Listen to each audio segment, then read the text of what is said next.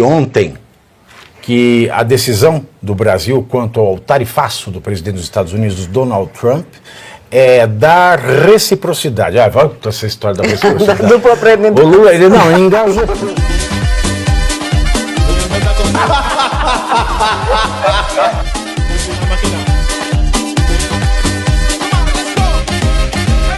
Ele disse ontem que a decisão do Brasil quanto ao tarifaço do presidente dos Estados Unidos, Donald Trump, é dar reciprocidade. Ah, vai com essa história da reciprocidade. Dupla aprendendo. O Lula, ele não, ele engajou pouco a reciprocidade. Lula ressaltou que o governo e diplomatas já conversaram com os negociadores de Trump. Lula também declarou que ou nós vamos para o OMC brigar, Nossa, que onde elegante. é o direito da gente brigar, ou a gente vai dar reciprocidade. Eu quero ver ele abaixar imposto, né, para dar reciprocidade.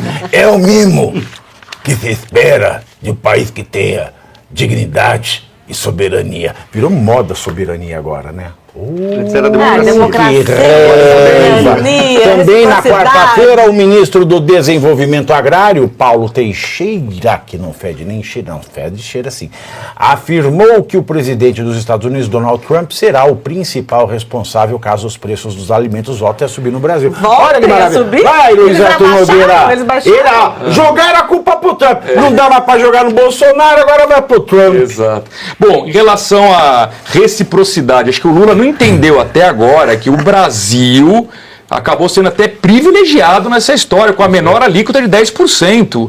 Então, pra gente, o jogo até ficou bom, né? Eu digo que é ruim pro mundo inteiro porque existe o risco da recessão global. Mas quando a gente compara país com país, o Brasil se deu bem. A gente vai vender muita soja pra China, que vai parar de comprar soja dos Estados Unidos. A gente vai poder vender avião pro mercado americano, porque o nosso avião vai ficar mais competitivo do que o avião canadense. Ou seja, tem muita oportunidade para o Brasil. Então, reciprocidade nesse momento não faz sentido nenhum. Melhor estratégia para o Itamaraty, fica quietinho, né? Negocia ali alguma isenção e tal, mas não vem com esse discurso de reciprocidade. Estuda os gaps da indústria nacional, vê o que os Estados Unidos importam muito e a gente não produz aqui para investir, né, numa indústria. Quando ele não entendeu, pô, mas isso é óbvio que ele não E entendeu. está mal assessorado, né? E quanto ao ministro do Desenvolvimento Agrário, Paulo Teixeira, né, ele dizer que a alta dos alimentos será culpa do Trump é realmente desconhecer toda a cadeia do agronegócio, entender que o dólar no Brasil normalmente sobe por culpa de um governo gastador e irresponsável, é entender que o Brasil vai crescer menos esse ano porque o Banco Central está subindo juros para combater uma inflação provocada pelo governo Lula, ou seja... Mas o Lula, desse primeiro assunto, ele entende aí. Do quê? Da cadeia. O padre, Da cadeia. ele é tão limitado intelectualmente, mal assessorado, que ele fala assim, ou nós vamos dar reciprocidade, que ele não vai dar, porque se ele estudar ele vai ver que não, ele teria que abaixar o imposto, Exato, ou então ele vai no OMC. Olha como ele é tonho, tá? Por que para resolver um problema na OMC, sabe quanto tempo vai durar? 2 anos. Porque tem que ser são painéis que começa com a denúncia, depois são meses até a denúncia aceita, e tem que ir para o Comitê de Resolução de Controvérsias, que parece que está sem presidente.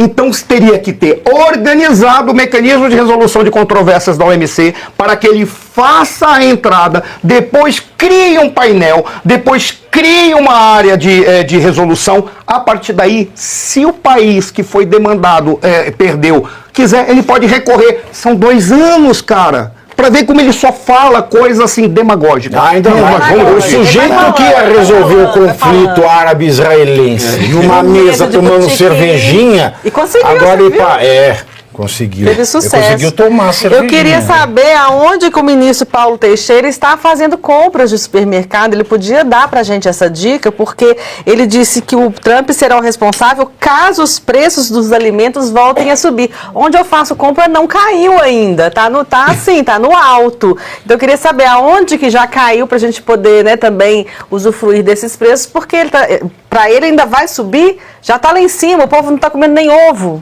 Não, e é muita incompetência, né, doutora Ana Paula? É muita incompetência e uma irresponsabilidade fazer uma frase dessa. Para explicar para o senhor e para a senhora como funciona, o agro brasileiro é responsável por alimentar 1 bilhão e 400 milhões de pessoas no mundo. Aqui no Brasil nós temos 220 milhões de habitantes, né?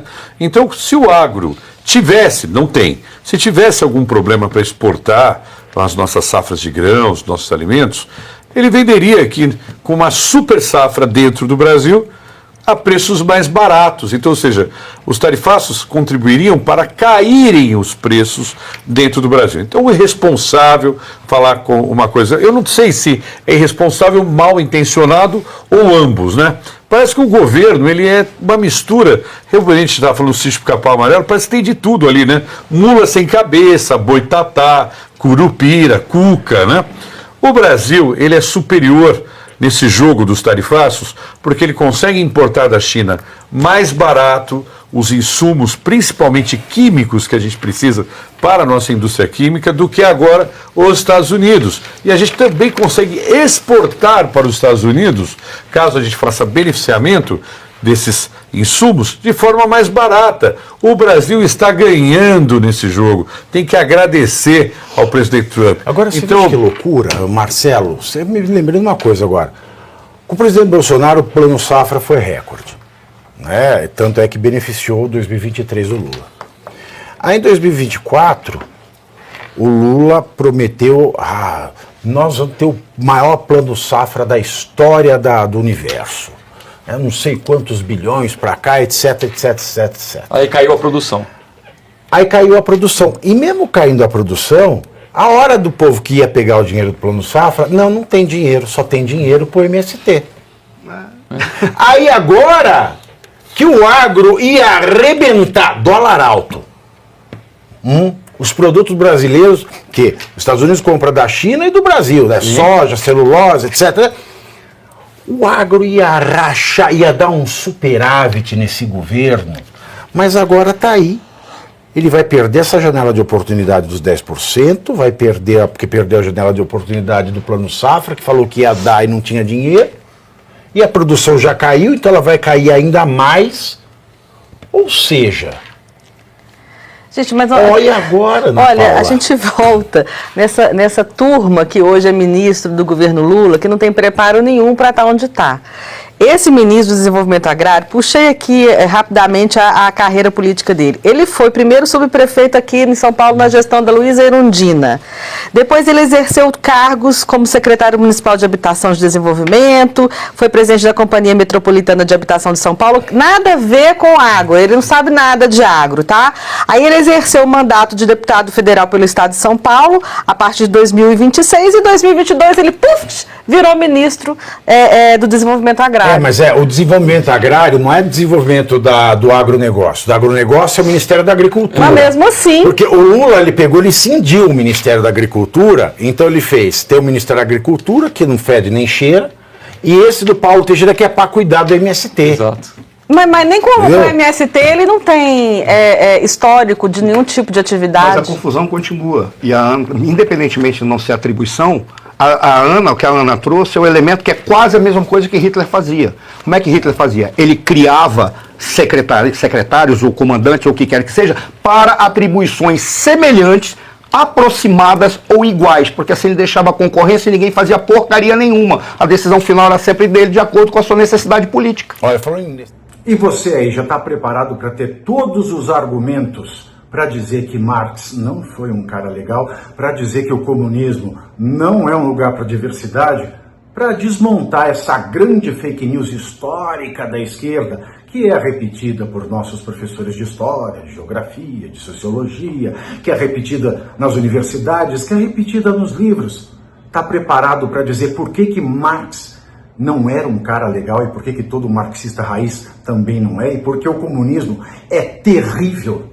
Você já leu nos Anais de Marx? Pois é, aqui nesse livro você vai encontrar tudo o que você precisa saber para responder aquele sabichão que diz que Marx é um cara legal, pois não é. Leia agora, nos Anais de Marx, a trolha do comunismo transviado para encaçapar idiotes. À venda em todas as livrarias do Brasil, pelo site ou nas lojas físicas. Não deixe de ler.